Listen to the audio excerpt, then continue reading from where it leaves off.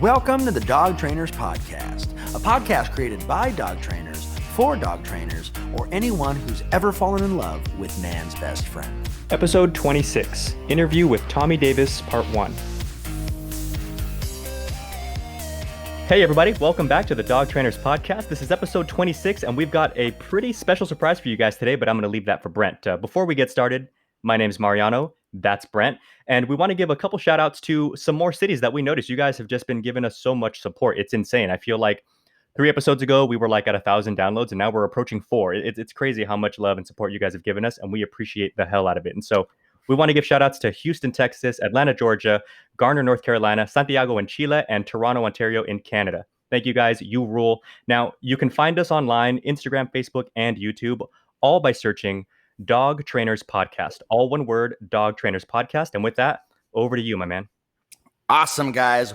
Welcome back to episode 26. Guys, we have an amazing special guest today. You guys might know him because he has the coolest dog training YouTube channel on the internet right now. And he's also the owner and founder of Upstate Canine Academy. Our boy, Tommy Davis. What's up, Tommy? Well, what's going on, guys? Thanks for having me on. I appreciate it. Yeah, we're so happy to have you on, man. Those of you guys who follow him already, you guys might already have this information, but you can go ahead and follow him on Instagram at Upstate Canine, or go ahead and check out his website, AmericanCanineEducator.com.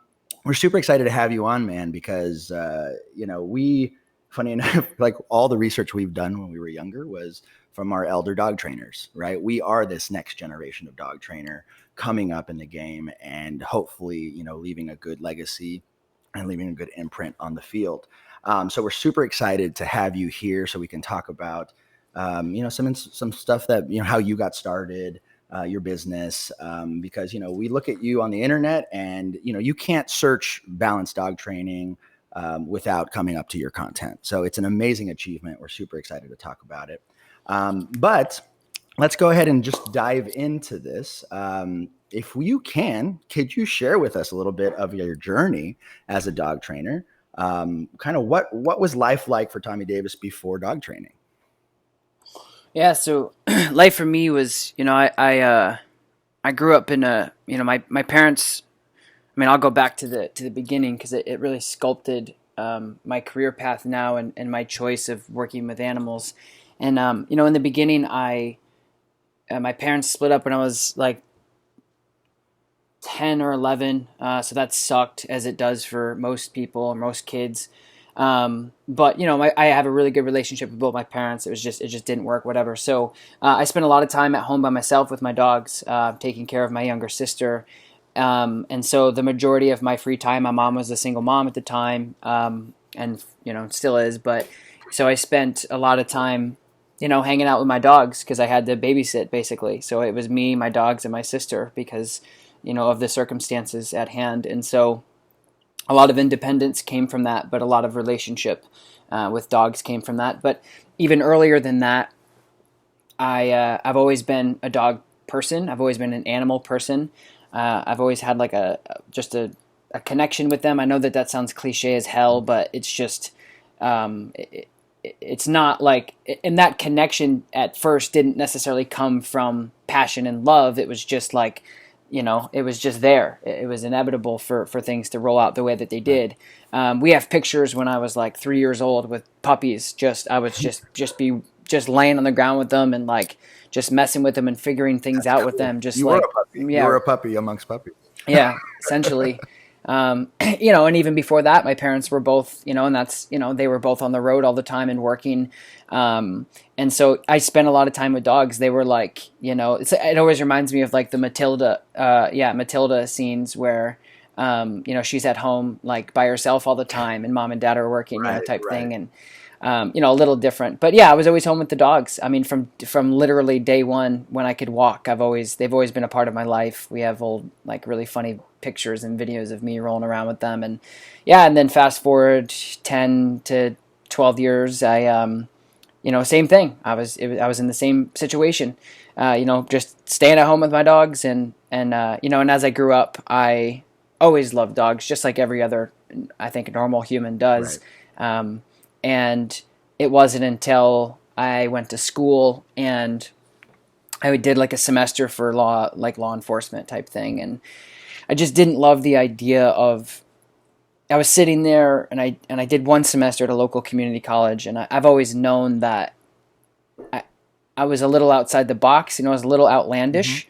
I was always like the class clown, very like eccentric, like very obnoxious, I guess, at an early age. I relate. Yeah.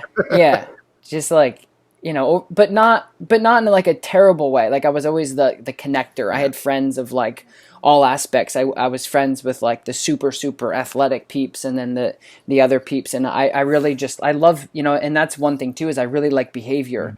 I really love human behavior. Even in high school, I would just and I shit you not, I would just literally study people. I would just be like, I'm just always wondering what walks of life do these people come from that makes them do certain things, dress a certain way, look a certain way, everything. I just was fascinated by behavior, always, and still am. People watching is one of my favorite things to do. Totally.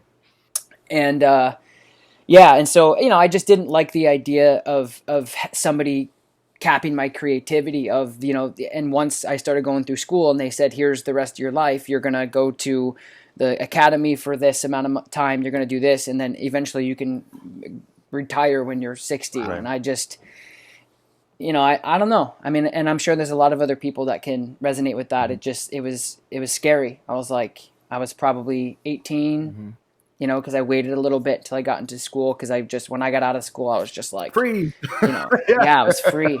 But, and like in school, I was a C, maybe D student, just got by. And to be completely honest with you guys, I normally, you can even ask, like, it's my mom. It's so funny. We still talk about it. It's like, we really think the only reason why I graduated is because my relationship with like my teachers, like we just had a good relationship. Yeah. Like I had half of in my senior year, I had half of my teachers' phone numbers in my cell phone. Like I just was such and I wasn't like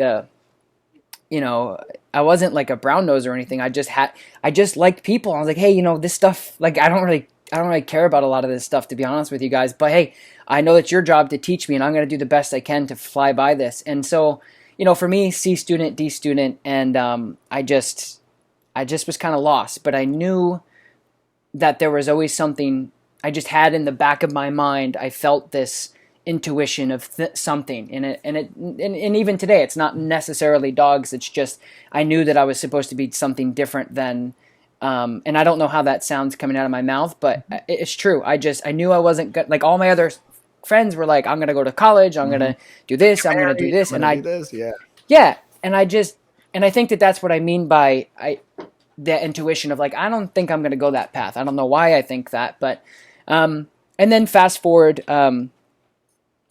I probably fast forward 2 years, I kind of was like, I'm not really going to do school, but I don't know what I want to do. And then basically, long story short, I saw this, I'll never forget it.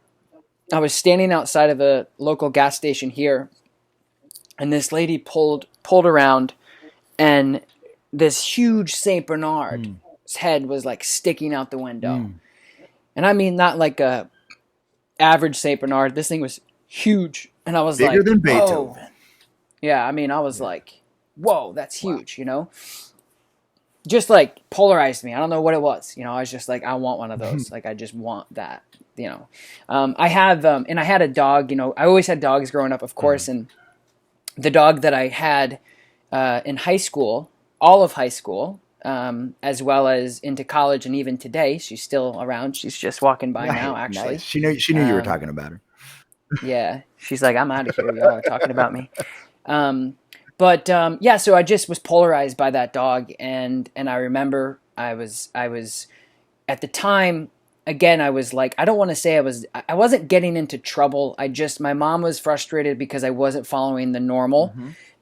She was like, you need to graduate. Typical thing, I think, for everybody across the world, not just in the United States. Hey, go out and get an education and then go to college. And I just fought back against that so much. I was just like, I don't think so, Mom. I don't think that's the route for me. There's something, and again, I still, now I have a clearer image of like what I'm supposed to be doing in life for sure.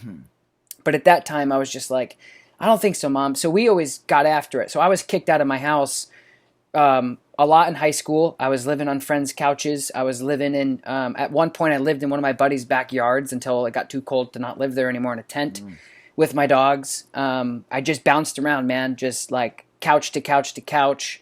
My friends were my family, still are. My friends' parents were my family. I mean, I remember them really vividly, like giving me lunch money because they knew I didn't have it, because I just refused to follow structure. I don't, it's not me. I never have been like, you know, but I will say, you know, my dad taught me a lot of respect. I'm very respectful about not complying to structure. I'm not like, screw that.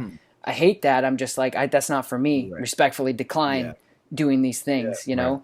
And so I was in and out of college, or in and out of people's houses all the way up until like my first run at college. And so I ended up moving back in with my mom. So between like 16 and 19, I was in and out of the house on people's couches and stuff. And I said, hey, Mom, I'm going to get a St. Bernard. Is that cool? Nope, not cool. Not going to happen. Such a mom answer. Jeez. Yeah, right? You know, I said, no, I really want one. Like, I saw one and I want to get one. You know, and she's being a mom, so she's like, I don't want a dog. I'll never forget this either. There's a lot of like deep embedded things that were huge steps in my life. But I remember her saying, I don't want a dog that has to back out of a room to get out of a room in my house. So there I hit the road again. You know, I was like, all right, again, respectfully understand that decision. Peace out. So I remember I said, well, I'm going to get him anyway. So I did. I spent like a ton of money on him. I spent at the time, you know, I was 19. I spent like $1,700 on him, you know, and again, you know, fry cook, pizza cook, like, you know, just bouncing around job to job as a teenager does. And you got him from puppyhood, right? Yep. I got him as a puppy. I went out to Western New York and got him, came back. I saved up the whole summer to get him. And then once I got him, I was like, all right, Mom, just let me chill here for like 2 weeks till I find a place. Right. So she said, okay, you know, I get it. And of course she was like, oh, he's super cute, but she's being a mom. She's being like, nope. Yep. Gotta have rules. I said, no. And you literally did exactly what I told you not to do. So I'll let you crash here for a couple weeks. So I saved up all my money. I got him. And then I saved up all my money to get an apartment, my own apartment. I usually just, again, it was kind of like at that age where my friends were in college now, 19, 20. They weren't home. So it wasn't really appropriate for me to stay with them anymore. Right. So I got my own place. Spent all my time, literally, and here's, I guess, where my start really came from, is I spent all my time working at Applebee's as a fry cook, and just like busted my butt. And I remember even my manager of the Applebee's, he said to me, he goes, you know, you really, you know, why are you here? And I was like, what do you mean? He's like, I'm looking behind the line and you just don't fit, you know, I swear to God, it was like, I was like, I know, I was like, and I was like, right? Like, what am I, you know, and it was just always like this, I don't know, man. It was just, and you know, I'm just being as transparent as possible to give you guys like an idea of how I started my career. And it was just one of those things. It was like, I don't know. So I was young and I even look young. When I was a kid, I looked like I was 13 until I was like 25. Right. Super young, you know, late bloomer type thing. How old are you? I'm 31. We're all the same. We're the same age. You guys are old. I'm 27. Well, yeah, whatever. Yeah. Dude. You just, you know.